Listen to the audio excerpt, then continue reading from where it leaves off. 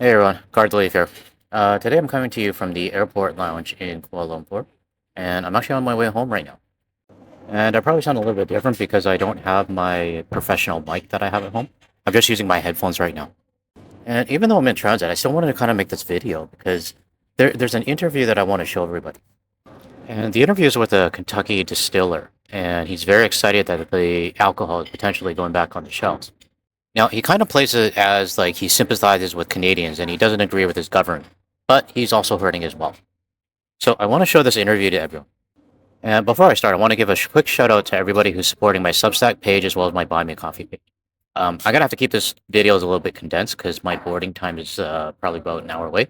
And I want to make sure that I get this video up before I take off. But once again, I want to thank everybody for supporting my Substack page as well as my Buy Me a Coffee page. Now, before I get started, I want to show a message or an interview that Wab Canoe did. What I would say to Canadians is leave it there. If we put the booze back on the shelves, don't buy it. Let it sit on the shelf where the Liquor Mart employees will be putting it and buy the Canadian stuff instead. Now, I want everybody to remember what Wab Canoe said. We don't have to buy it. And this guy you're going to be hearing from, he's hoping that we actually do. Now, I'm actually going to play this interview straight through because it's starting to get a little bit loud in the lounge, so I want a little bit my own speaking time. So I'll talk towards the end.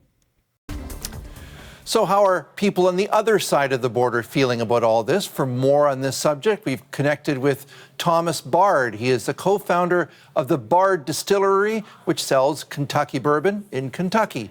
He told us how the trade war has affected his business. It's been a huge issue for us. We're a small distillery, and we were able to break into the Canadian market about 3 years ago.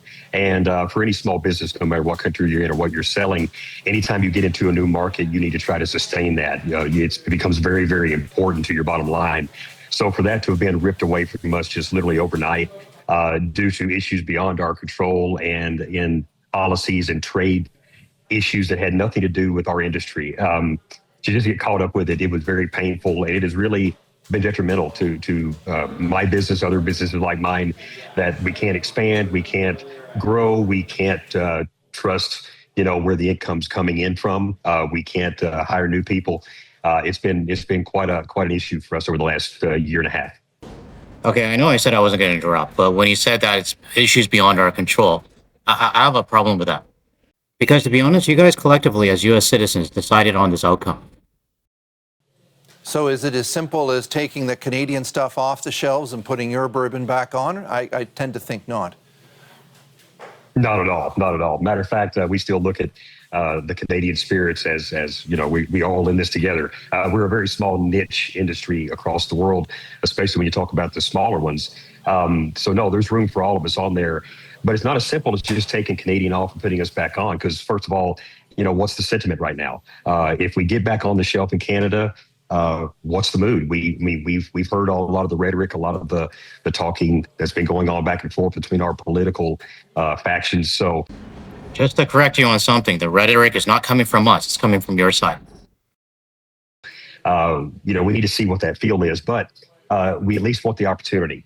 We want the opportunity to get back on the shelf in Canada, especially for issues that weren't even of our making, of our doing.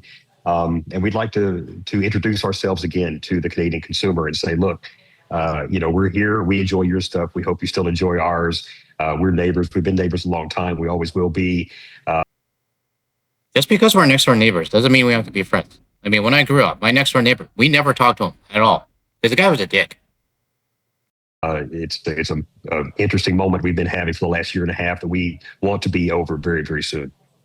And how do you get around or get past this buy Canadian sentiment, which I think has really taken hold, particularly when it comes to the booze market? Well, one thing about the Buy Canadian, just coming from a small business standpoint, I support that sentiment.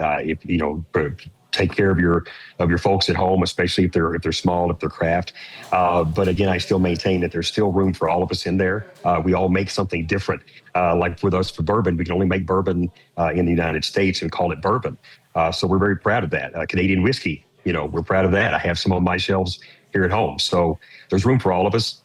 We just want to, instead of it being a choice of patriotism or a choice of an issue between the countries. We want it to be a choice of just taste and preference. Consumer habits, buying habits, obviously don't stay static. They change, certainly over the period of time that this trade fight has been playing out. How do you deal with that? Well, one thing with the consumers, I still am in contact with a lot of people in Canada. We had shelf space in Alberta and British Columbia. And we still talk to a lot of the consumers that we've been in touch with, and they're sorry this is all going on. They still have, obviously they have a lot of national pride for Canada. But they do miss our stuff because they enjoyed it, because they didn't see it as an issue against Canada, not our products. We're friends, and they enjoy our spirits. So I think it's going to be just a matter of time. But that can't even start. We can't even start that healing process on the small scale until we're allowed to interact again. So to us, that's still the main focus. I'm wondering, finally, if you have a message to either your President, Donald Trump, or our Prime Minister, Mark Carney, about the experience of having been caught in the middle of this kind of trade fight. It's always painful when you get caught into a trade fight when your goods aren't even an issue. Tariffs exist for a reason, but ours aren't involved in those reasons. To get caught up in something like that, especially those of us like myself who are on the small scale, we're just casualties of a trade war. Yeah, I know what a lot of people are thinking right now. They're thinking, who did this Thomas Bard guy in Kentucky vote for? So no matter where it's coming from, in what direction, we are caught up in something that is not of our doing, of our making, and something that we can't do anything about. So we hope they can come to a solution very soon that helps all of us. Mr. Bard, thank you so much for tonight. So I can't really do too much commentary on this one. I mean, it's starting to get really loud in the lounge here. But I want everybody to remember what Welcome said. We don't have to buy it and leave it on the shelves. Because this guy right here, he kind of reminds me of Chris Swaller, because not once in this interview did he actually mention how his administration, his U.S. administration, is causing all of this. All he really cares is that his alcohol is back on our shelves. So I don't really have too much else to say on this. I mean, I've done tons of alcohol videos in the last week or two. But I want to hear everybody's comments below on this specific Kentucky distillery company. Are you going to buy his alcohol when it comes back on the shelves, or are you just going to let it collect dust? Let everybody know in the comments below. All right, everyone, I need to start packing up and get this video uploaded and then board my flight. But hopefully in the next couple of days, I should be able to do a walk and talk video from Vancouver. Thanks, everyone. I'll catch you in the next one.